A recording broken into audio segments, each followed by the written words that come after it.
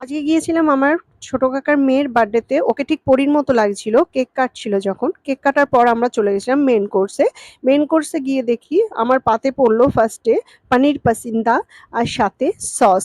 তারপরে আসলো বেগুনি আর মুড়িঘন্ট, সাদা ভাত। তারপর মুড়িঘন্ট আর সাদা ভাতটা কিন্তু হেভি লাগছিল। তারপরে চলে গেছিলাম, আমার পাতে পড়ল এঁচোড় চিংড়ি। দারুণ হয়েছিল এঁচোড় চিংড়িটা। আমি তো চেয়ে, চেয়ে অনেকবার খেয়েছি।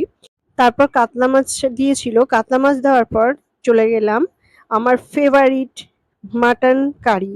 মাটন কারিটা দারুণ হয়েছিল। আমি তো চেয়ে, চেয়ে ২ বার নিয়েছি। অনেকগুলো করে নিয়েছিলাম।